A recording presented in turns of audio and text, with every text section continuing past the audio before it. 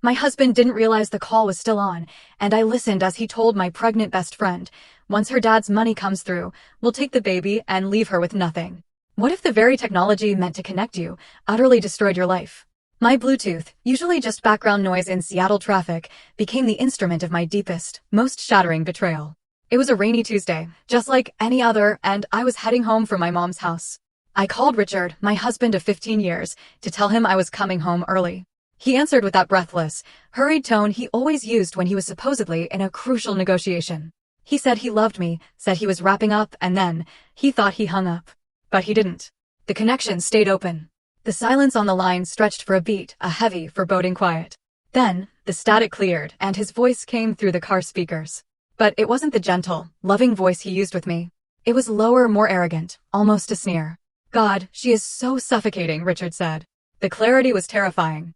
It sounded like he was sitting in the passenger seat next to me. My hands clenched on the leather steering wheel. I almost slipped up, almost screamed his name. I checked the screen. The call timer was still ticking. I opened my mouth to shout, Richard, I'm still here. But then, a woman's voice answered him. A voice I knew better than my own sister's. You better not, the woman laughed, a throaty, sickeningly familiar sound. I don't want my son confused about who his real family is. It was Monica, my best friend. The woman I had known since college, who sat at my kitchen island every Sunday, sipping herbal tea. My heart hammered a frantic rhythm against my ribs. I didn't scream. I didn't breathe. I just merged into the slow lane, my entire world imploding around me. Don't worry, babe, Richard's voice continued, a chilling confidence in his tone. Laura is clueless. She lives in that fairy tale world her daddy built for her. She thinks I'm grinding away at the office to build our future. I'm tired of waiting, Richard, Monica whined, her voice cutting through me like a knife. Look at me. I'm 6 months pregnant. I can't keep hiding inside those hideous, oversized sweaters Laura buys me. It's humiliating, pretending this baby is some accident from a guy who ran off. Richard's voice turned cold, calculating. Just wait until her father's check clears. You know the trust fund distribution is next month. 5 million, Monica. That's our ticket. Once that money hits our joint account, I transfer it to the offshore shell, serve her the divorce papers, and we are gone. We'll take the baby and leave her with nothing but her empty house and her dried-up womb. The blood drained from my face. The world outside my windshield blurred into an indistinguishable mess of lights and rain. Dried-up womb. The cruelest insult he could possibly throw. He knew how many rounds of IVF we had tried, how many nights I had cried in his arms after another miscarriage. He knew I blamed myself. She's too old to give me a son anyway. Richard twisted the knife deeper. She's barren, Monica. You're giving me the legacy she never could. Then came a sound that nearly caused me to drive off the bridge. A rhythmic whoosh. Whoosh. Listen to that. Monica cooed. That's your son's heartbeat. Strong, unlike hers. They were at the OB/GYN appointment. The appointment Monica had told me she was going to alone because she was so scared and lonely. She'd even asked me for money for the copay yesterday. My car swerved. I was shaking so violently, earning a honk from a passing truck. I pulled over onto the wet shoulder of the highway, my hazard lights blinking in the gloom. I sat there, paralyzed, listening to my husband and my best friend kiss. I heard the wet smacking sound of their lips, the murmur of affection I hadn't received in years. I love you, Richard whispered to her. We just have to play the game a little longer. Use her money to pay for the birth. Let her buy the crib. Let her set up the nursery. And then we vanish. I stared at the dashboard. The call timer hit 4 minutes and 12 seconds. Then, finally, the line went dead. I sat in the silence of my car, the rain drumming against the roof like a funeral march. My entire life, my marriage, my friendship, my future, had just been dismantled in 4 minutes and 12 seconds. They weren't just cheating. They were planning to steal my family's inheritance. They were mocking my infertility. They were going to let me build a nursery for a baby they planned to steal away. I looked at my phone. A text popped up from Richard. Sorry, honey. Meeting ran late. Picking up dinner. Love you. And right below it, a text from Monica. Hey, Auntie Laura. Baby is kicking so much today. Can't wait to see you tomorrow. A scream tore from my throat. A primal sound of pure agony. But as the scream faded, something else settled in my chest. It wasn't just sadness. It was a cold, hard block of ice. They thought I was the clueless, barren wife. They thought I was just a walking checkbook. I wiped my face, checked my reflection in the rearview mirror. My eyes were red, but they were sharp. Okay, I whispered to the empty car. You want to play a game? Let's play. Before we continue with how I turned their world upside down, my heart is racing just retelling this moment. If you are listening to this and you're rooting for me, if you want to see these traitors get exactly what they deserve, please take a second right now to share your thoughts in the comments. Type the number 1. Let me know you're standing with me, holding the line. Your support fuels me. Type 1 now and let's watch their world burn together. I didn't start the engine immediately. I couldn't. My body was still trembling, a physical rejection of the trauma I had just absorbed. I leaned my head back against the headrest and closed my eyes. Instantly, the memories came flooding back, not as warm nostalgia, but as sharp, jagged shards of glass. I thought about the day I met Richard. 7 years ago. He was charming, handsome in a rugged way, but he was broken literally and financially.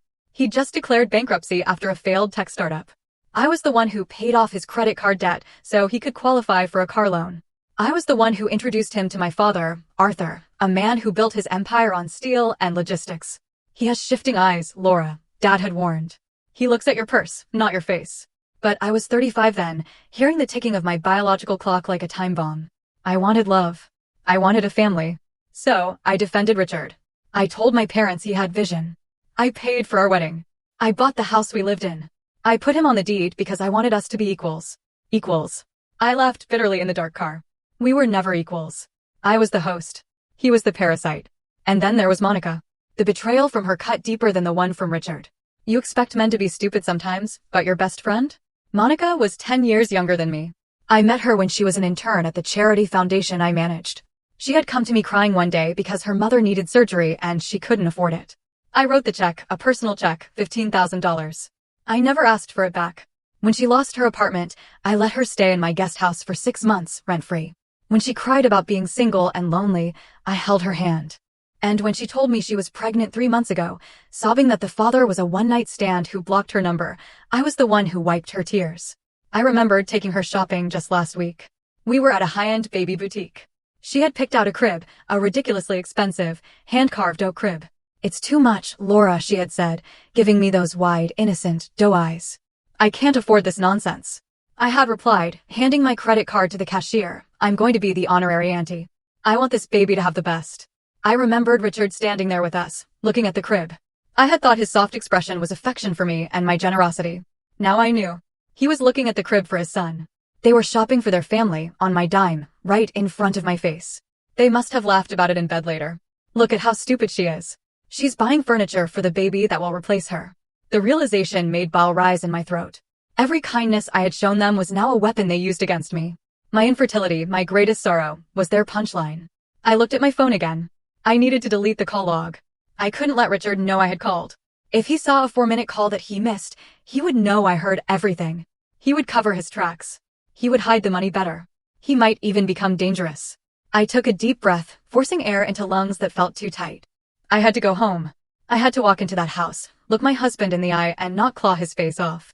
I had to be the Laura they thought I was, sweet, oblivious, naive Laura. But the Laura sitting in the car on the side of the I-5 was dead. The woman who turned the key in the ignition was someone else entirely. She was the daughter of Arthur Reynolds, a man who chewed up competitors for breakfast. I put the car in drive. The rain was letting up, leaving the city lights reflecting on the wet asphalt like spilled oil. I was going home to a crime scene. But this time, I wasn't going to be the victim. I was going to be the detective, the judge, and the executioner. Pulling into the driveway of our colonial-style home usually brought a sense of peace, the manicured hedges, the warm yellow light spilling from the porch. It was the sanctuary I had built. Tonight, it looked like a stage set for a horror movie. I checked my face in the vanity mirror one last time. I applied a fresh coat of lipstick to hide the fact that I had chewed my lip until it bled. I practiced my smile. It felt stiff, like a mask made of clay that hadn't quite dried, but it would have to do. I unlocked the front door, and the smell hit me instantly. Garlic, rosemary, and searing steak. Richard was cooking. This was part of his routine. Whenever he felt guilty, or whenever he was about to ask for a large sum of money, he played the role of the Michelin star chef. Honey, is that you? His voice drifted from the kitchen, warm and inviting. It was the voice I used to fall asleep to. Now it sounded like the hiss of a snake. I'm home, I called out, aiming for cheerful, but landing somewhere near exhausted. That was okay. I could play the tired wife card. Richard walked into the hallway, wiping his hands on a dish towel. He was wearing the cashmere sweater I bought him for Christmas. He looked handsome. Damn him. He looked so handsome with his salt and pepper hair and that boyish grin. He walked up to me and wrapped his arms around my waist. I had to command every muscle in my body not to flinch. I had to force myself to stay limp, to let him pull me close. You're late, he murmured, kissing my forehead. I was getting worried. How's your mom? She's fine, I lied. Just talkative. You know how she gets about her garden." He pulled back slightly, looking into my eyes. For a second, panic flared in my chest. "Does he know? Can you see it? You look pale, Laura. Are you okay?" "Just a migraine," I said, rubbing my temples. The traffic was a nightmare. The lights were blurring together. "Poor thing," he cooed. He kissed my cheek, and that's when I smelled it. Beneath the scent of garlic and his expensive cologne, there was a faint, lingering note of vanilla and coconut. It was her perfume, Monica's cheap drugstore body spray that she loved because it smelled like vacation. He had been with her recently, maybe right before he came home to cook my steak. He hadn't even bothered to shower. He was so arrogant, so sure of my blindness, that he walked into our home carrying the scent of his mistress on his skin. I pulled away gently. "I think I need to lie down for a bit. The smell of the food, it's a little strong for my head right now." "Of course," he said, the picture of concern. "Go rest. I'll keep your dinner warm. Do you want some aspirin?" "No, just sleep," I said. I walked up the stairs, feeling his eyes on my back. My legs felt like lead. I entered our bedroom, the room where we had tried to conceive a child for 5 years, and locked the door. I walked straight to the bathroom and dry-heaved over the sink. Nothing came up, just bitter bile. I turned on the faucet to mask any noise. I splashed cold water on my face, watching the droplets run down like tears I refused to shed. I needed to know more. The phone call was the smoking gun. But in a divorce involving millions of dollars, specifically inherited wealth, I needed a nuclear arsenal. I needed to know exactly where he was planning to move the money. He mentioned an offshore shell. I dried my face and walked back into the bedroom. Richard's iPad was on the nightstand. He usually took it everywhere, but he must have left it charging. My heart rate spiked. I knew his passcode. It was his birthday. Narcissist. I unplugged it and sat on the edge of the bed, my ears straining for the sound of footsteps on the stairs. I opened his messages. He had deleted the thread with Monica. He was careful about that. But he hadn't cleared his browser history. I clicked on Safari. My fingers trembled as I scrolled. Non-extradition countries. Real estate in Belize. How to hide assets in a trust divorce. Paternity test accuracy timeline. And then, the most chilling search of all. Timestamp, 3 days ago. Average life expectancy of women with high blood pressure. I froze. I didn't have high blood pressure, but my mother did. Was he planning to wait for my parents to die too? Or was he hoping the stress of the divorce would kill me? I heard the heavy thud of a footstep on the stairs. I quickly locked the iPad, plugged it back in, and dove under the duvet, pulling it up to my chin. I feigned sleep, my breathing shallow and even. The doorknob turned. "Laura," he whispered. I didn't move. He stood there for a moment, watching me. I could feel his presence, like a dark shadow in the room. Then I heard the soft ping of a notification from the iPad. He walked over, picked it up, and I heard the tapping of his fingers. "Sleep tight, cash cow," he whispered, so low I almost didn't hear it. He closed the door. I opened my eyes in the darkness. He thought I was sleeping. He thought I was the cash cow. But he forgot that cows have horns, and when they are cornered, they stampede. The next morning, the doorbell rang at 10 a.m. sharp. It was Monica. I had barely slept. My eyes felt gritty, but I had applied extra concealer and put on a crisp white blouse. Armor. I needed armor. Richard had left for work early, which probably meant he was looking at real estate listings or a meeting with a shady accountant. So, it was just me and the woman carrying my husband's child. I opened the door, and there she was. She looked glowing. I had to admit, pregnancy suited her.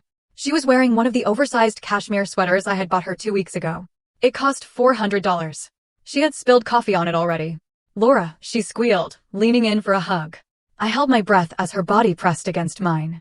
I could feel the hard bump of her stomach against my waist. It took every ounce of willpower not to shove her backward down the porch steps. "Hi, Monica," I said, my voice tight. "Come on in." We sat in the sunroom. I poured her a cup of decaf herbal tea, the expensive blend she liked. "So," she said, blowing on the steam. "How are you?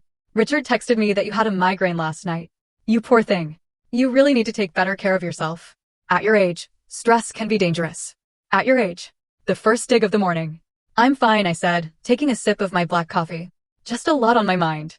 Richard and I were talking about the future. I saw her hand pause midair. "Oh? What about the future?" Well, I lied smoothly. I was thinking about the inheritance coming in from my dad. It's a lot of money to manage. I was telling Richard maybe we should just donate a huge chunk of it. Start a new foundation, give back to the world instead of hoarding it. Monica choked on her tea. She coughed violently, setting the cup down with a clatter. "Donate it? All of it? Not all of it?" I smiled, a shark-like baring of teeth. "But most. Richard and I don't have children. We don't have anyone to leave a legacy to. Why keep millions sitting around when we live so simply?" Panic flitted across her eyes. She rubbed her belly unconsciously, a protective gesture. But Laura, surely you want to keep some for security? Or what if you guys try for a baby again? Surrogacy is expensive. No, I sighed, looking out the window at the garden. Richard thinks I'm too old. And honestly, maybe he's right. Maybe some bloodlines just aren't meant to continue. Besides, karma has a way of working things out. If you do good, you get good. If you lie and cheat, well, you end up with nothing. I turned my gaze back to her, locking eyes. For a second, the air in the room went still. I saw a flicker of genuine fear in her pupils. Did she know I knew? Then she forced a laugh. High and brittle. Wow, that's heavy for a Wednesday morning. You're so noble, Laura. But Richard, does he agree? He works so hard. He deserves to enjoy that money. Richard agrees with whatever I say, I said coldly. He knows who holds the purse strings. Monica shifted uncomfortably in her seat. Well, speaking of babies, the little guy is kicking up a storm today. She lifted her sweater slightly, showing off the curve of her belly. Do you want to feel? It was a power move. A cruel, twisted power move to remind me of what she had, and I didn't. She thought it would make me cry. She thought I would crumble. I stared at her exposed skin. That was my husband's child. Half of his DNA was knitting together inside her. No thanks, I said flatly. I'm not really a baby person anymore. I think I'm over it. Monica looked stunned. I was supposed to be the weeping, desperate, infertile woman. My indifference threw her off script. Oh, okay. She pulled her sweater down. Well, I just wanted to remind you about the baby shower next month. I know it's a lot to ask, but since you offered to host. I'm still hosting, I interrupted. In fact, I want to make it bigger. Let's invite everyone. Richard's colleagues, my family, all our mutual friends. Let's make it a massive celebration. Monica's eyes lit up. Greed. She loved being the center of attention, especially on my dime. Really? You'd do that? Absolutely, I said. I want to give you a party that no one will ever forget. She beamed, oblivious to the threat hidden in my promise. You're the best friend ever, Laura. Seriously, I don't know what I'd do without you. You'd be broken. Alone. I have to run, I stood up abruptly. I have a meeting with my financial advisor to discuss the donation. Monica stood up so fast she nearly knocked the chair over. Right? Yes. Don't do anything rash though, okay? Talk to Richard first. I always talk to Richard, I said, walking her to the door. As she walked to her beat-up Honda Civic, which I knew Richard was planning to replace with a Range Rover using my money, I pulled out my phone. I dialed the number for the best forensic accountant in the state. This is Laura Reynolds, I said when the receptionist answered. I need to book an urgent consultation. I suspect high-level marital fraud and asset dissipation, and I need a team who can work quietly. The game was on. Monica wanted a party. I was going to give her a spectacle. The forensic accountant, a man named Mr. Henderson with glasses thick enough to see into the future, had given me a checklist. Get the hard drive. Get the tax returns. Check the credit reports. 2 days after Monica's visit, Richard went on an overnight business trip to Portland. I knew he wasn't in Portland. The Find My iPhone feature he thought he had disabled on our shared family cloud account showed his iPad, which he took with him, pinging at a luxury resort 2 hours north. And guess whose phone was pinging at the same location? Monica's. I didn't cry this time. A cold, clinical precision took over. I waited until I was sure they were settled in. Then I went into Richard's home office. He kept it locked, but I had the master key to every door in this house. I paid for the locks, after all. The room smelled of stale coffee and secrets. I sat at his massive mahogany desk, another gift from me, and booted up his desktop computer. Password protected, of course. I tried his birthday. Incorrect. I tried our anniversary. Incorrect. I tried Monica. Incorrect. I paused, thinking. Richard was arrogant, but he was also sentimental about his triumphs. I typed in the due date of Monica's baby. Access granted. A shiver of revulsion went down my spine, but I ignored it. I plugged in the external hard drive Mr. Henderson had given me. While the data transferred, I started opening folders. The folder labeled Project Phoenix caught my eye. I clicked it. It wasn't a business plan. It was an exit strategy. There were PDFs of brochures for villas in Costa Rica. There were bank statements for an account I didn't know existed, an account under the name of a shell company called Phoenix Consulting. I opened the statements. My breath hitched. Transfer $5,000. Consulting fee. Transfer $12,000. Marketing services. Transfer $25,000. Seed capital. I cross-referenced the dates with our joint checking account. Every time Richard had asked me for money for his startup costs or overhead, he had immediately funneled it into this private account. And the withdrawals? $1,500, Tiffany & Company, the bracelet I saw Monica wearing last week. $2,800, the Stork's Nest luxury baby gear. $3,200, Emerald City obstetrics. He was funding her entire lifestyle and their future getaway with my money. The total amount siphoned over the last 2 years was nearly $280,000. But that wasn't the worst part. I found a digital folder labeled legal. Inside was a draft of a custody agreement for me. I opened it, confused. Why would there be a custody agreement? We didn't have children. I read the text and the blood froze in my veins. It was a petition for involuntary commitment. Richard had been documenting evidence of my mental instability. He had notes about my mood swings from the hormones I'd injected during IVF, my depression, grieving my miscarriages, and my paranoia. Plan A, divorce her after the trust fund clears. Plan B, if she fights the prenup, prove she is mentally incompetent to manage her estate. Have Richard appointed as conservator. He wasn't just going to leave me. If I fought back, he was planning to have me locked up and take control of my fortune that way. He wanted to pull a Britney Spears on me. I sat back in the leather chair, staring at the glowing screen. The cruelty was bottomless. This man, whom I had nursed through the flu, whose debts I had paid, whose ego I had stroked for a decade, he looked at me and saw nothing but an ATM machine he needed to hack. The hard drive beeped. Transfer complete. I pulled the drive out and slipped it into my purse. I shut down the computer. I wiped my fingerprints off the keyboard and the desk surface. I stood up and looked around the room. I wanted to smash everything. I wanted to take a golf club to his monitors. But I couldn't. Not yet. I needed the big money to drop. I needed them to think they had one. I walked out of the office and locked the door.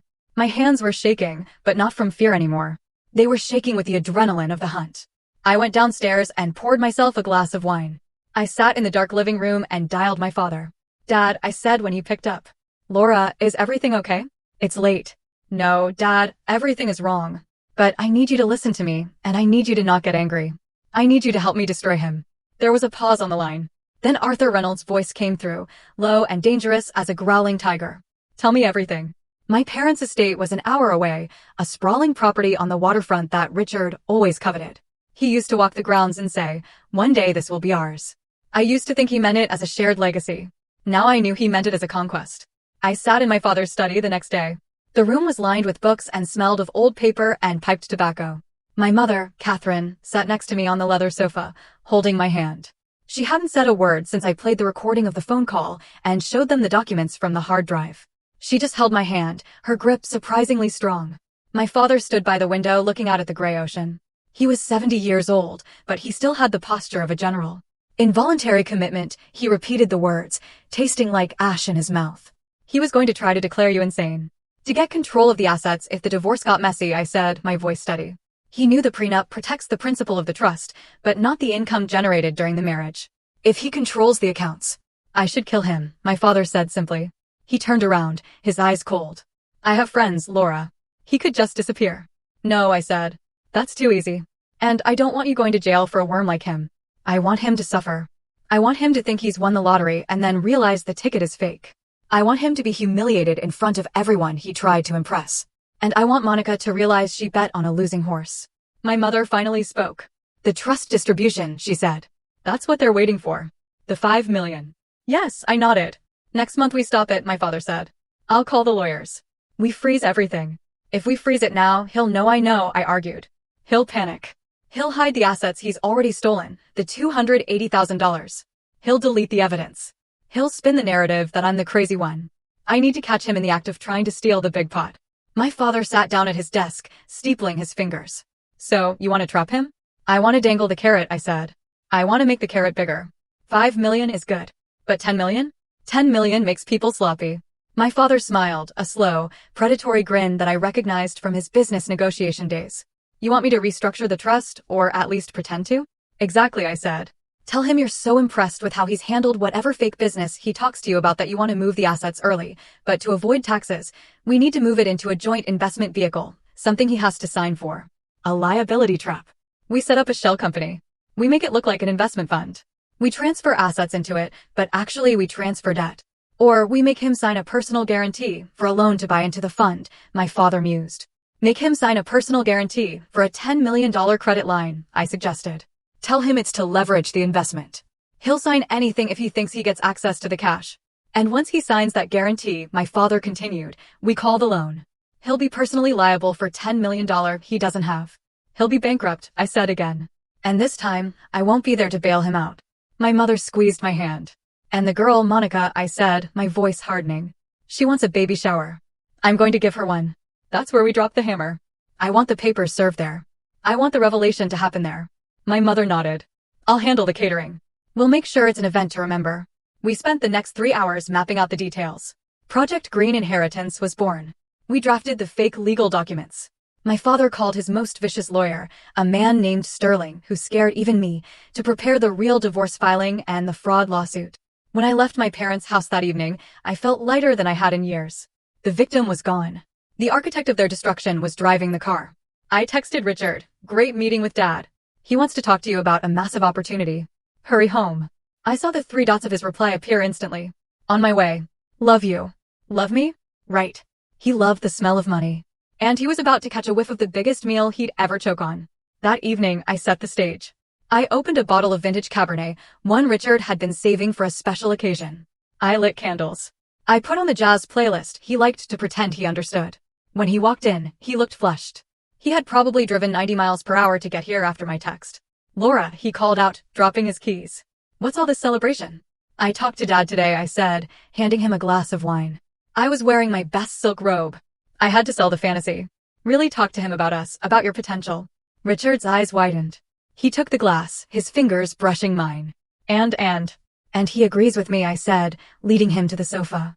"He thinks he's been too hard on you. He thinks you're ready for the next level." I took a deep breath, channeling every ounce of acting skill I possessed. "Dad wants to liquidate the Blue Water Trust. The one with the 5 million. Richard nodded, trying to look calm, but I saw the pulse jumping in his neck. "Okay, and distribute it to you." "No," I said. "He wants to double it. He wants to combine it with his personal liquidity fund. 10 million. Richard. He wants to transfer it into a new management LLC. And he wants you to be the managing partner." Richard stopped breathing. I literally saw him stop breathing. 10 million. Control. Power. It was everything he had ever wanted. "Managing partner," he choked out. "Me? Yes." I beamed. "He says he's getting too old to micromanage these aggressive funds. He needs young blood. He wants to set it up next week." I paused, looking worried. "But what?" Richard leaned forward, his hunger palpable. "He needs you to sign some heavy paperwork. Since you'd be the managing partner, you'd have to sign the liability waivers and the capital guarantees. It's standard stuff, Dad says. Just to keep the IRS off our backs, but it puts you legally in charge." "I can handle it," Richard said immediately. He didn't even ask what a capital guarantee entailed. He just heard legally in charge. "I've handled complex deals before, Laura. You know that." "I know," I touched his cheek. "I told him you were the smartest man I know. We're going to be so rich, Richard. We can finally buy that villa in Tuscany you always talk about. We can do anything." He grabbed me and kissed me. It was a passionate, fervent kiss. But it wasn't for me. It was for the $10 million. I kissed him back, thinking about how much I was going to enjoy watching him sign his life away. "I need to make a call," he said, pulling away abruptly. "Just checking on a client to clear my schedule for next week." "Go ahead, darling," I smiled. He practically ran into the hallway. I stayed on the sofa and quietly picked up the baby monitor receiver I had hidden under a stack of magazines. I had placed the transmitter in the hallway planter earlier that day. I put the receiver to my ear. "Monica, listen to me." Richard's voice was a frantic whisper. "We have to wait." "No, shut up and listen. It's 10 million. 10. Double the payout." Pause. Monica must have been screaming on the other end. I know you want to leave now," Richard hissed.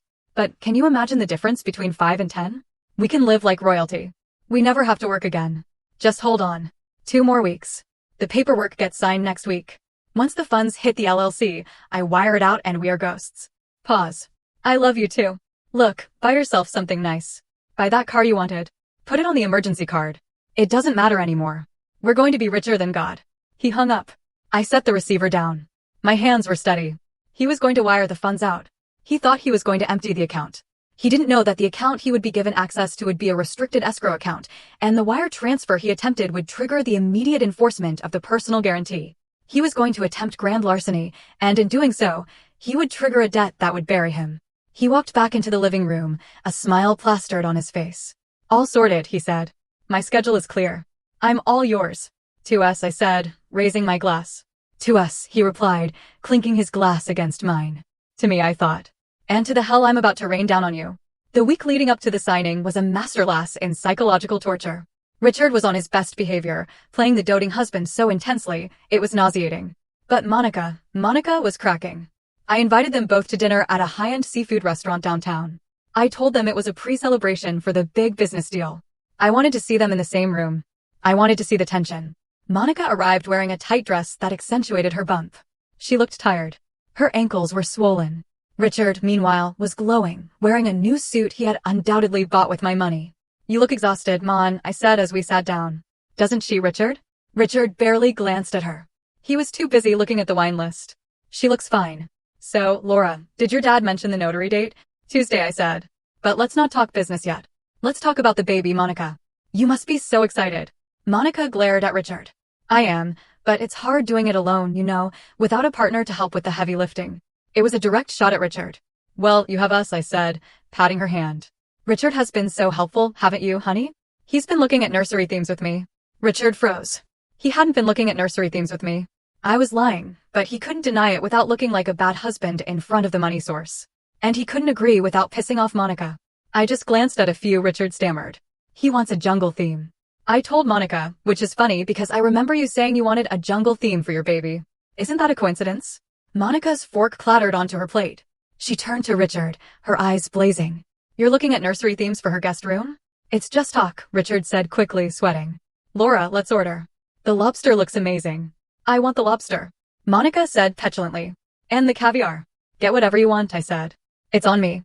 Throughout the dinner, I kept the spotlight on Richard's success and how much I relied on him. I talked about how we were planning a second honeymoon to the Maldives next month. "The Maldives?" Monica interrupted. "I thought you couldn't fly because of your blood pressure." I looked at her confused. "My blood pressure is perfect." "Why would you think that?"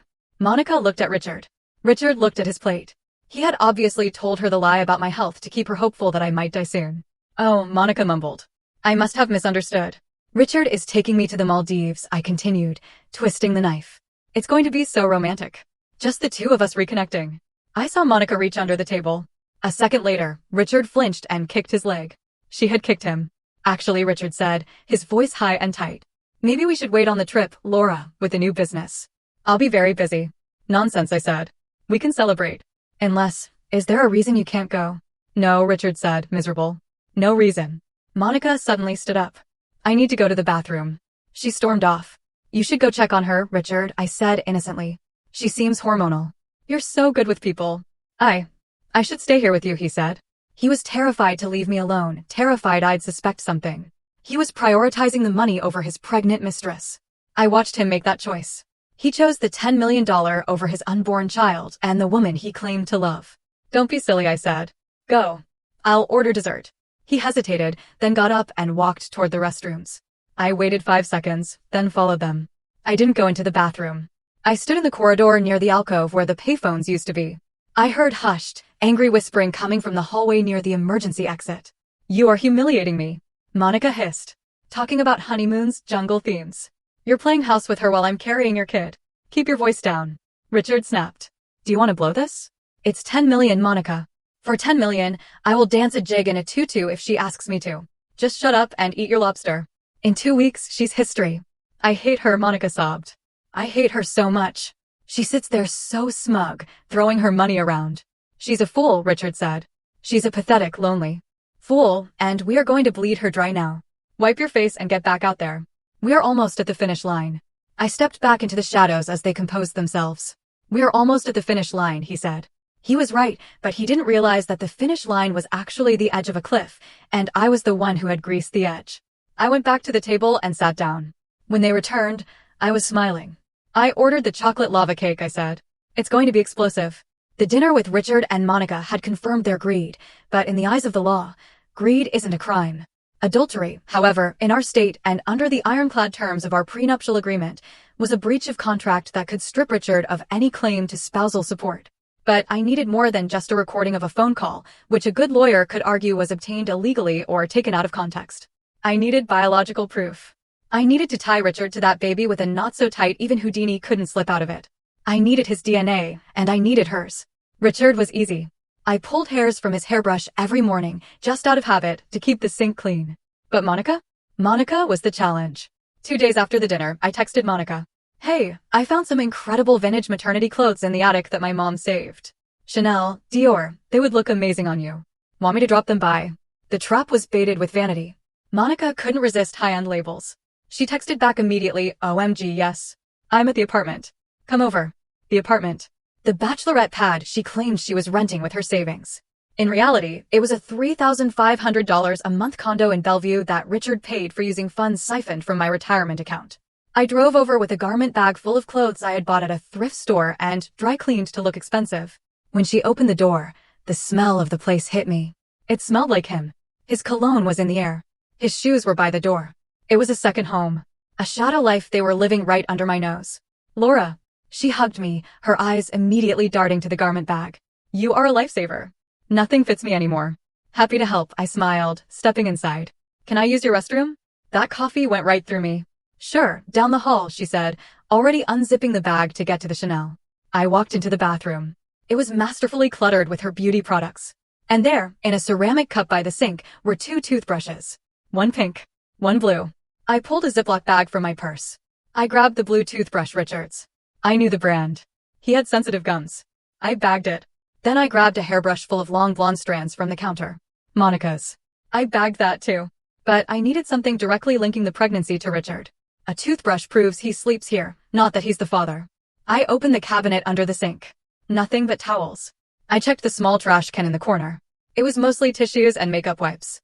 I dug a little deeper, ignoring the revulsion rising in my throat, and there it was, a crumpled piece of thermal paper. I smoothed it out.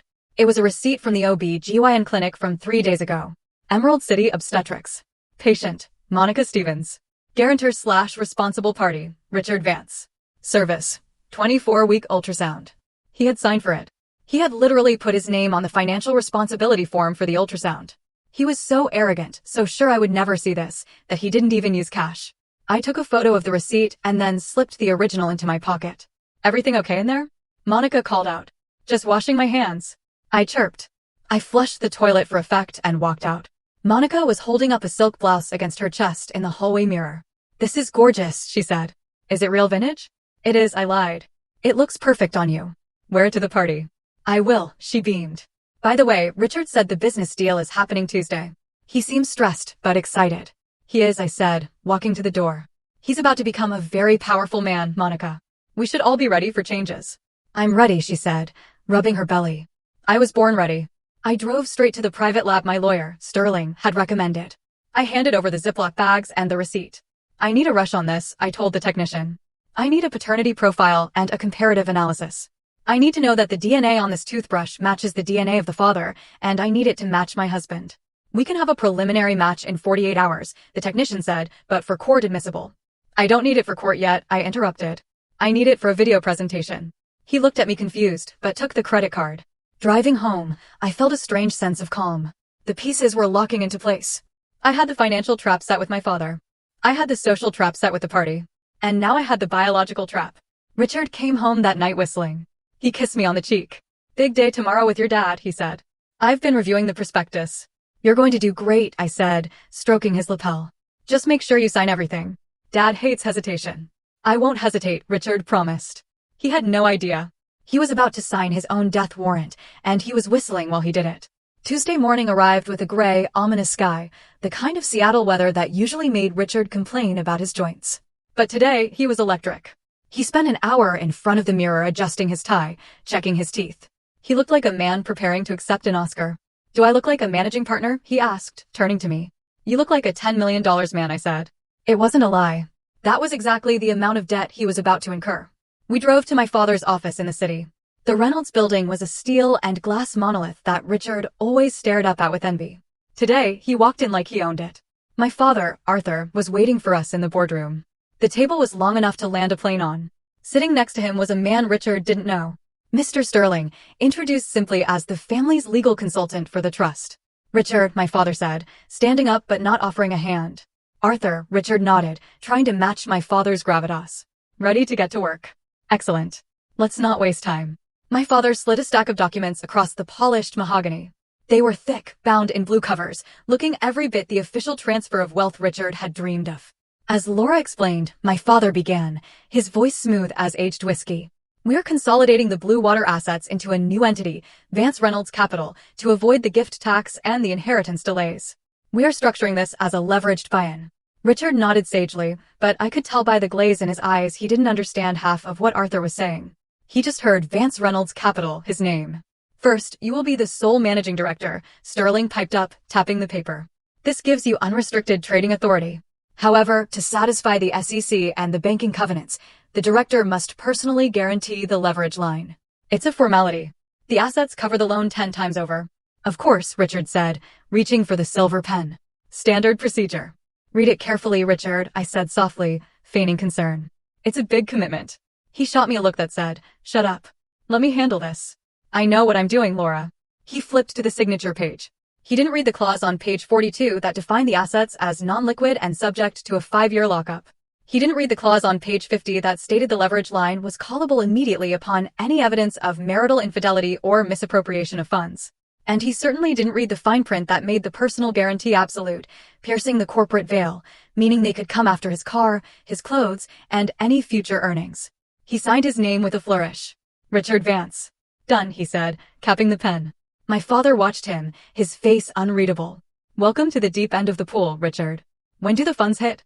Richard asked, his hands trembling slightly. The account is active as of now, Sterling said, checking his watch. You have trading power. Richard let out a breath he must have been holding for years. He looked at me, and for a second I saw the mask slip. It wasn't love in his eyes. It was triumph. He thought he had just stolen my family's legacy. We should celebrate, Richard said. Dinner? Champagne? I have a better idea, I said. Let's save the big celebration for the baby shower on Saturday. It will be a double celebration. New life, new business, right? Right, Richard said, distracted. He was already mentally spending the money. The baby shower? Sure. He stood up, shook my father's hand vigorously, and practically danced out of the room. When the door clicked shut, the silence in the room was heavy. My father looked at the document. He didn't even ask about the interest rate. He's a fool, Dad, I said, staring at the door. A greedy, desperate fool. He's legally hooked, Sterling confirmed, putting the papers in his briefcase. As soon as you file for divorce, and we prove the adultery, the bad boy clause in this contract triggers. We call the loan. He owes the holding company $10 million immediately. He'll be bankrupt by lunchtime. And the funds he thinks he has access to? I asked. Restricted escrow. Sterling smiled, a shark-like expression. He can see the money on a screen, but he can't move a cent out without a countersignature, which he won't get. I walked over to the window and looked down at the street. I saw Richard walking out of the building. He stopped on the sidewalk, pulled out his phone, and made a call. Even from 20 stories up, I knew who he was calling. Monica. He was telling her they were rich. Enjoy it, Richard, I whispered against the glass. You have exactly 4 days to feel like a king. The audacity of Monica Stevens knew no bounds. When she asked for the baby shower, I thought she meant a small gathering. But once she thought Richard had secured the $10 million, her demands spiraled into insanity. She didn't just want a party, she wanted a coronation. I want gold, she told me over coffee, showing me her Pinterest board. Gold balloons, gold tablecloths, gold dust on the cupcakes. I want to look like royalty. Gold it is, I said, writing it down in my notebook. Gold, like the money you think you're stealing. And the cake, she continued. I want a 3-tier cake.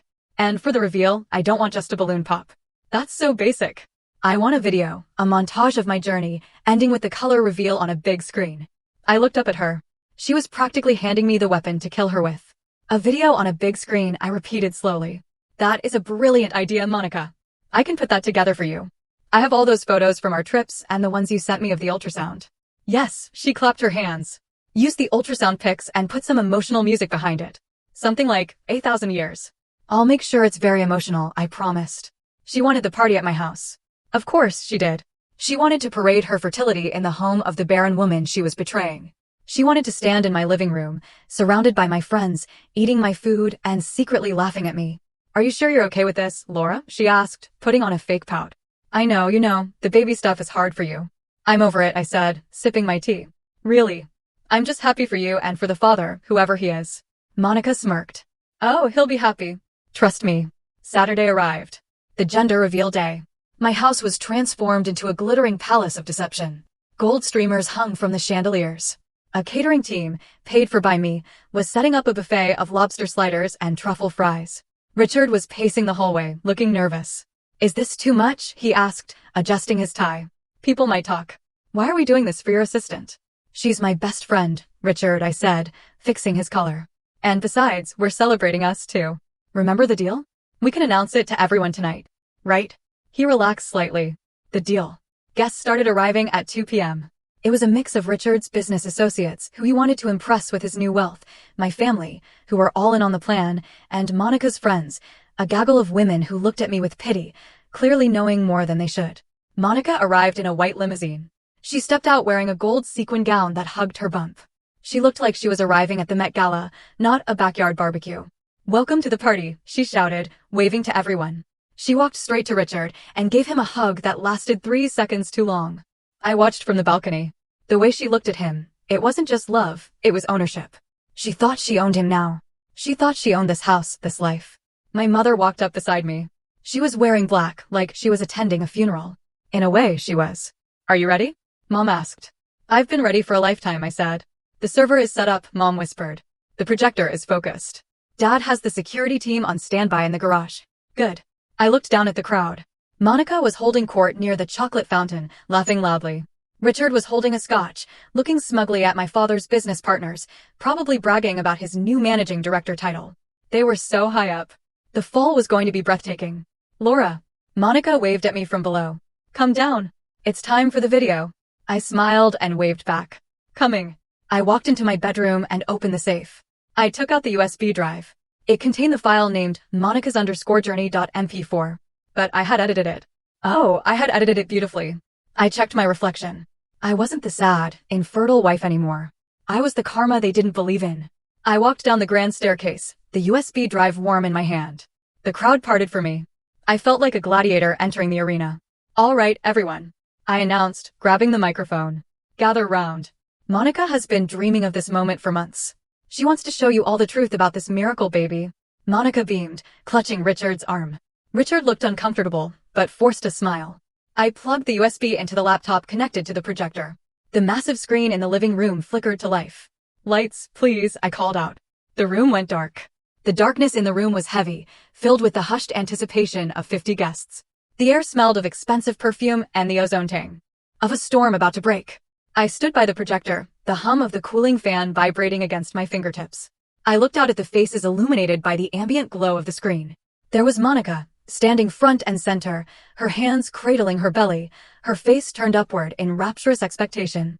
She expected a montage of ultrasound photos set to a sappy ballad, ending with a burst of blue or pink confetti. She expected validation.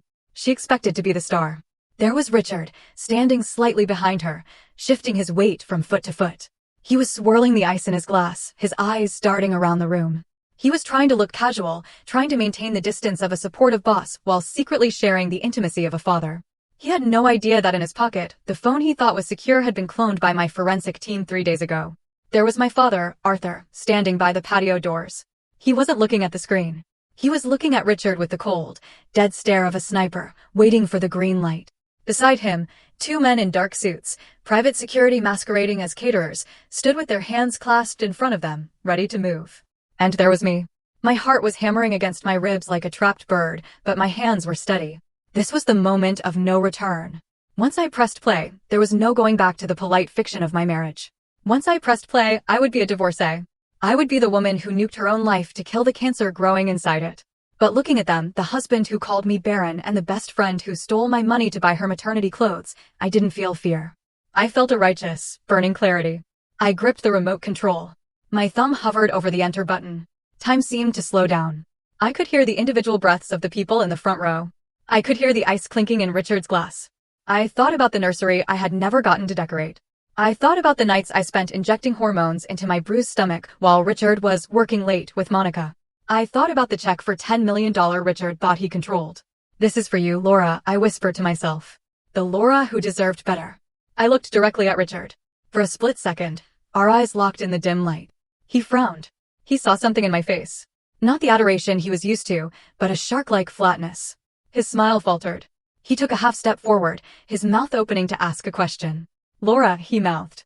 It was too late. I pressed the button. The screen flared to life, casting a harsh white light over Richard's terrified face. The silence in the room was about to be shattered forever. I stood there, the remote in my hand like a detonator, watching the fuse burn down to nothing. The video didn't start with music. It started with static. Then a date appeared in white text on a black background, October 14th, 5:42 p.m. The audio crackled to life. It was the recording from my car. The sound was crystal clear, amplified by the expensive surround sound system Richard had insisted we install. God, she is so suffocating. I almost slipped up and called her by her name. Richard's voice boomed through the living room. In the crowd, heads turned. People looked confused. They thought it was a joke or a skit. But Richard froze. His glass slipped from his fingers and shattered on the marble floor, the sound sharp as a gunshot. You better not. I don't want my son confused about who his real family is. That was Monica's voice. On the screen, the static cut to a video clip. It was grainy, taken from a long-distance lens, but undeniable. It showed Richard and Monica on a park bench. Richard was kissing her stomach. A collective gasp went through the room. It sounded like all the oxygen had been sucked out at once. Monica let out a strangled sound, a high-pitched no. She turned to look at the projector, her face pale as death under the heavy makeup. The audio continued, relentless. Just wait until her father's check clears. 5 million, Monica. That's our ticket. We'll take the baby and leave her with nothing but her empty house and her dried-up womb. She's too old to give me a son anyway. She's barren. The room erupted. My mother's friends covered their mouths. Richard's business partners looked at him with absolute disgust. But I wasn't done. The video cut to a new image. It was a document. The PDF of the involuntary commitment petition Richard had drafted. The words mentally incompetent were highlighted in red, zooming in so everyone could read them. Then the coup de grace. The screen flashed to the DNA results I had received from the lab. Paternity test result. Probability of paternity, 99.99%. Father, Richard Vance. And finally, a slide I had made myself. A simple photo of the Project Green contract Richard had signed 2 days ago, with his signature blown up next to the clause. Personal liability, $10 million. The video ended. The screen went black for 3 seconds. There was absolute silence. Then chaos. You bastard. Monica screamed. She wasn't looking at me. She was looking at Richard. You said she didn't know. You said it was safe. Richard was shaking, his face a mask of terror. He looked at the crowd, then at me. He tried to laugh, a manic, broken sound. This is a deep fake. It's AI. Laura is sick. She's... Save it, Richard, I said into the microphone. My voice was calm, booming over the whispers. The police are on their way. And so are your creditors. Creditors? Richard stammered, sweating profusely. What creditors? My father stepped out from the shadows. Me, he said. You signed a personal guarantee for $10 million on Tuesday, Richard. And since you just admitted to conspiracy to commit fraud and theft on tape, I am calling the loan right now. Richard looked at my father, then at the contract flashed on the screen in his mind. The color drained from his face completely. He realized the trap. No, he whispered. No, that was for the trust. There is no trust, I said, walking down the stairs. There never was. You signed a debt, Richard. You owe my family $10 million. And since we have a prenup that denies you everything in the event of adultery, you have no way to pay it. Monica grabbed Richard's arm, her nails digging into his suit. What does she mean? Where's the money? We need the money for the baby.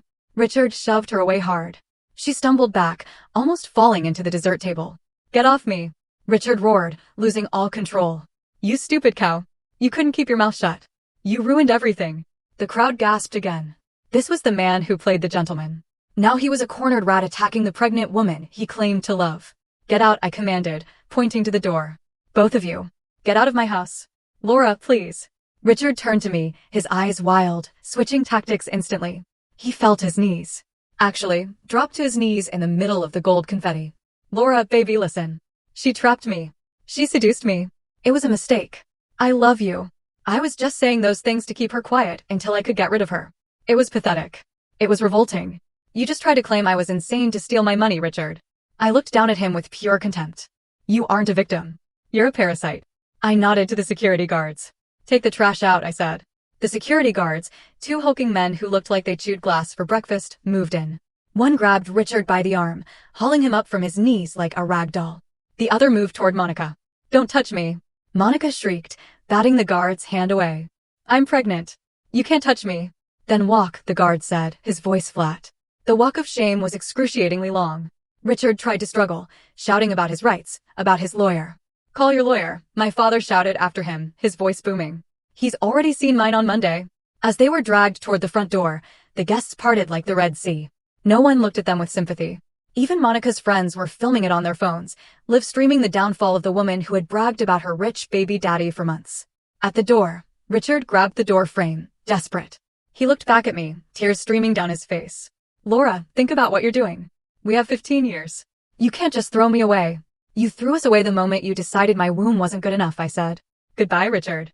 The guards shoved them out into the rain and slammed the heavy oak door. The sound echoed through the house, a finality that felt like a guillotine dropping.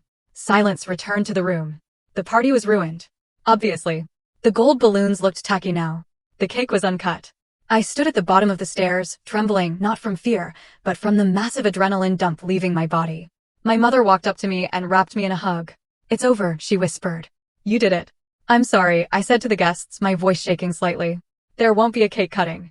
Please take the food home, and thank you for coming to the show. Then something amazing happened. Mrs. Abernathy, the head of the charity board and the biggest gossip in town, started clapping. Slow, steady applause. Then my cousin joined in. Then Richard's former business partner. Soon the whole room was applauding. They weren't clapping for the drama. They were clapping for me. They were clapping for the woman who refused to be a victim. I let out a sob, a laugh mixed with tears. Outside, the drama wasn't over. Through the window, we could see flashing lights. My father had called the police not to arrest them for the fraud, that would come later, but for trespassing and causing a disturbance, just to add to the humiliation. I watched through the sheer curtains. Richard was arguing with a police officer, gesturing wildly at the house. Monica was sitting on the curb in the rain, her gold dress soaked, crying into her hands. The Range Rover she thought she was getting was nowhere to be seen. Her beat-up Honda was still parked down the street. They were turning on each other. I could see Richard screaming at her, pointing a finger in her face. The love he spoke of on the phone had evaporated the second the money disappeared. That night, I slept in the guest room. I couldn't bear to sleep in the bed Richard had lied in. But for the first time in months, I slept without nightmares. The monster wasn't under the bed anymore. He was out in the cold where he belonged. The next morning, the real work began. Sterling arrived at 8 a.m. with a briefcase full of subpoenas. We had the video, Sterling said, laying out the files on the kitchen table. We have the signed guarantee. We have the DNA. We have the forensic accounting of the $280,000 he stole. What's the first step? I asked, pouring coffee. We freeze his personal accounts, Sterling said. Then we file the divorce petition citing adultery. Then your father files the lawsuit for the debt. We hit him from 3 sides at once. He won't be able to breathe. Good, I said. Suffocate him. I looked at the empty spot on the counter where Richard's espresso machine used to be. I had thrown it in the trash bin earlier that morning. And Monica? I asked. A co-conspirator, Sterling said. We can sue her for the return of the stolen funds, the jewelry, the medical bills, the rent. We can garnish her wages for the next 20 years. Do it, I said. I want every penny back, not because I need the money, but because she needs to learn that nothing in life is free. The divorce proceedings were less of a battle and more of an execution. Richard tried to hire a high-profile lawyer, a man known for getting settlements for cheating husbands. But once the lawyer saw the Project Green contract and the personal guarantee for $10 million, he dropped Richard faster than a hot potato. Richard ended up with a strip mall attorney who looked like he slept in his car. We met for mediation in a glass-walled conference room 3 weeks later. Richard looked terrible. He had lost weight, his skin was gray, and he was wearing a suit that looked unpressed. He was living in a motel, according to the papers. When I walked in, he tried to make eye contact, to give me that sad puppy dog look that used to work. I looked right through him. My client, Sterling began, is offering nothing. Richard's lawyer sighed. Look, Mr. Vance is destitute. The debt to Vance Reynolds Capital is crushing him. He can't pay it. He's filing for Chapter 7 bankruptcy. Bankruptcy won't clear debt incurred through fraud, Sterling said cheerfully. We have evidence he signed that guarantee under false pretenses of managing a fund he intended to embezzle from. That's non-dischargeable. Richard slammed his hand on the table. I didn't embezzle anything. I never got the money. Because we stopped you, my father said from the corner of the room. Attempted grand larceny is still a crime, Richard. Richard slumped back in his chair. What do you want? He whispered. We want you to sign the divorce papers uncontested, Sterling said. You walk away with your personal effects, clothes, and shoes. No claim on the house, no claim on the retirement funds, no spousal support. And you agree to a repayment plan for the $280,000 you stole during the marriage. I can't pay that. Richard cried. I have a baby coming. Not my problem, I said. It was the first time I had spoken. He looked at me with hatred. You're heartless, Laura. You know that. You're a cold, heartless bitch. I learned from the best, I replied calmly. He signed. He had no choice. If he fought us, we would press criminal charges for the fraud and the wiretapping. He had recorded me without consent, as we found on his laptop. He left the meeting with a suitcase of clothes and a debt that would follow him for the rest of his life. The bankruptcy court took his car. They took his watch collection. They even took the golf clubs I had given him for his 40th birthday. As for the house, I hired a crew to strip it. I replaced the mattress. I repainted the walls. I burned the sheets. I wanted every trace of his DNA scrubbed from my sanctuary. One afternoon, I was overseeing the painters when my phone rang. It was an unknown number. Laura. It was Monica. Her voice sounded small, broken. What do you want, Monica? I need help, she sobbed. Richard left. He said he can't afford the baby. He said it's my fault he's broke. I'm due in 3 weeks, Laura. I have nowhere to go. My parents won't take me back. That sounds terrible, I said. Please, she begged. I know I messed up, but this is an innocent baby. Can you help me? Just alone? Or maybe I could stay in the guest house again. The audacity was breathtaking. She actually thought she could play on my sympathy one last time. Monica, I said, my voice hard as steel. You didn't just mess up. You plotted to destroy me. You mocked my inability to have children while carrying a child you planned to raise on my money. You aren't a friend. You're a predator who got caught. But the baby? There are plenty of adoption agencies and women's shelters, I said. I suggest you call one. Do not call me again. If you do, I'll file a restraining order. I hung up and blocked the number. I stood there in my empty hallway, listening to the silence. It wasn't lonely. It was peaceful. Karma, as it turns out, is a patient artist. She paints with slow, deliberate strokes. I didn't seek out news of Monica, but in a small social circle, gossip travels faster than light. 3 weeks after her desperate phone call, I heard through a mutual acquaintance that Monica had gone into labor. It wasn't the royal birth she had envisioned. There was no private suite, no gold balloons, no videographer capturing the magic moment. She delivered at the county hospital alone. Richard didn't show up. He was reportedly dodging process servers for another debt and living out of his car. The baby was a boy, a healthy baby boy. The son Richard had so desperately wanted to secure his legacy. But a legacy requires assets, and Richard had none. The reality of single motherhood hit Monica like a freight train. She couldn't afford the luxury condo anymore. She was evicted a month after the birth. She had to move back to her hometown in rural Ohio, moving into her parents' basement, the very fate she had mocked me for avoiding. She tried to sue Richard for child support. It was a comedy of errors. You can't squeeze blood from a stone. The court ordered Richard to pay $200 a month based on his minimum wage income at a hardware store, the only job he could get with a fraud flag on his background check.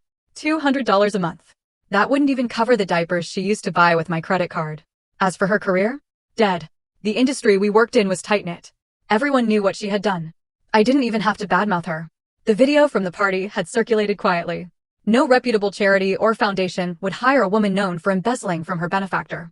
She was working as a waitress at a diner, I heard, serving coffee and eggs to truckers, with her Chanel clothes selling on eBay to pay for formula. Richard wasn't doing much better. The bankruptcy had cleared some of his debts, but the judgment for the stolen marital funds remained. My father's lawyers garnished his wages. Every paycheck he earned, we tipped 25%. He tried to contact me once, sending a letter to my lawyer. Laura, I'm changing. I'm going to church. I realize now that money isn't everything. I miss our talks. I burned the letter without reading past the first paragraph. He didn't miss our talks. He missed the lifestyle I provided. He was a man who had flown first class and drunk $500 wine. Now, scanning groceries and living in a studio apartment that smelled of mildew. One rainy Tuesday, a year after the discovery, I was stopped at a red light downtown. I looked out the window and saw a man walking in the rain without an umbrella. He was hunched over, wearing a cheap, ill-fitting jacket. It was Richard.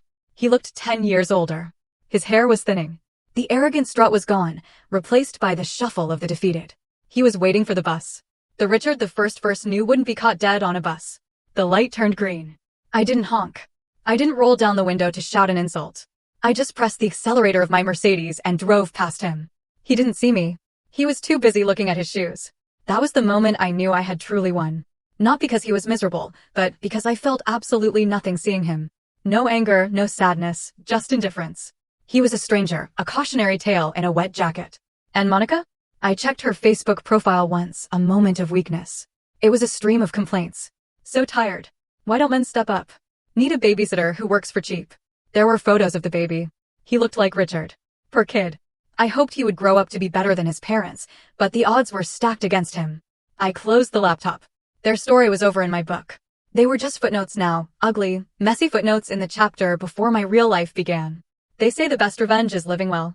But I think the best revenge is rediscovering who you were before the vampires drained you. I sold the house.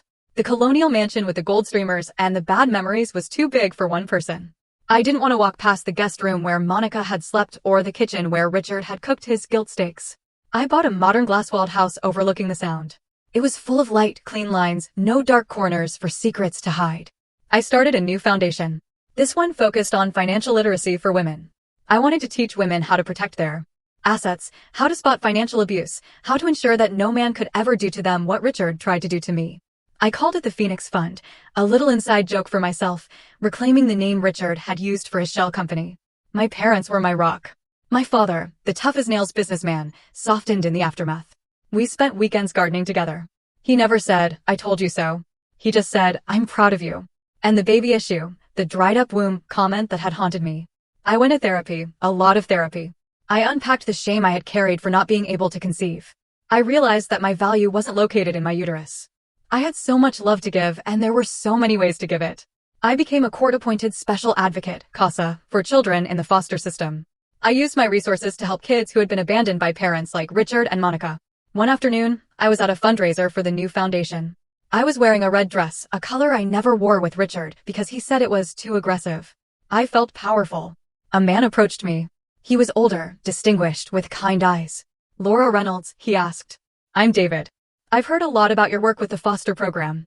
We talked, not about money or business deals or status. We talked about books. We talked about the ocean. He didn't scan the room looking for someone more important to talk to. He looked at me. He didn't know about my money. He didn't know about the scandal. He just saw a woman in a red dress who spoke with passion. "Would you like to get coffee sometime?" he asked. My instinct, the instinct Richard had instilled in me, was to say no, to protect myself, to assume everyone wanted something.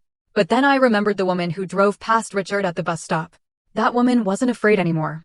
"I'd love to," I said. We took it slow. There were no grand gestures, no love bombing, just quiet dinners and long walks. He had his own life, his own career as a pediatrician. He didn't need my money.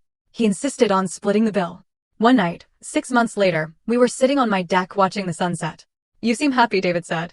"I am," I realized. "I really am." I thought about the timeline. 2 years ago, I was sitting in a car on the side of the highway, listening to my life implode. I thought it was the end of the world. But it wasn't the end. It was a forest fire. It burned everything down, the dead wood, the weeds, the rot. And in the ashes, something new had grown. Something stronger. I wasn't a barren wife or a cash cow. I was Laura, and Laura was doing just fine. It has been 2 years since the gender reveal party from hell. People still talk about it in our town. It's become a bit of a local legend.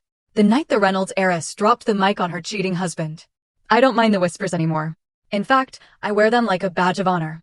I received a notification from the court last week. Richard's probation for the wiretapping charge is over, but he's still paying off the debt. He will be paying it off until he's 90. I donate every single check I receive from his garnished wages to a charity that provides diapers to single mothers. I think the irony would kill him if he knew. Monica is still in Ohio. I heard she got married to a guy she met at the diner. I hope he treats her better than Richard did. And I hope she treats him better than she treated me. I don't wish her harm anymore. Her life is small, and for someone like Monica who craved grandeur, that is punishment enough. As for me, I'm sitting on the beach as I record this. David is down by the water, teaching a little boy how to skip stones. That little boy is Leo. He's 5 years old. I didn't give birth to him. I met him through my advocacy work. He had been bounced around 3 foster homes. His eyes were sad and weary, just like mine were after the divorce. I decided to foster him, and last month the adoption was finalized. Richard was right about one thing. I couldn't give him a son. But he was wrong about everything else. I didn't need to give birth to be a mother. I needed to open my heart. Leo looks up at David and laughs. A pure, unburdened sound. My heart swells so big I think it might burst. This is the family I was fighting for. It didn't look the way I thought it would. It wasn't built on genetics or legacy or $10 million trust funds. It was built on showing up. It was built on trust. I pick up a stone and rub it with my thumb. It's smooth, worn down by the ocean, just like me. I want to tell you, if you are listening to this and you feel trapped, if you are sitting in your car suspecting the worst, or if you are lying in bed next to a stranger who used to be your husband, I want you to know that the explosion isn't the end. The explosion is the exit door. Walk through it. Let it burn. Let the truth destroy the lie you've been living in. It will hurt. God, it will hurt. You will feel like you're dying. But you aren't dying. You are waking up. And on the other side, the air is clean. The light is real. And you are free. Thank you for listening to my story. What would you have done in my place? Have you ever faced something like this? Tell me what you think. I really want to know.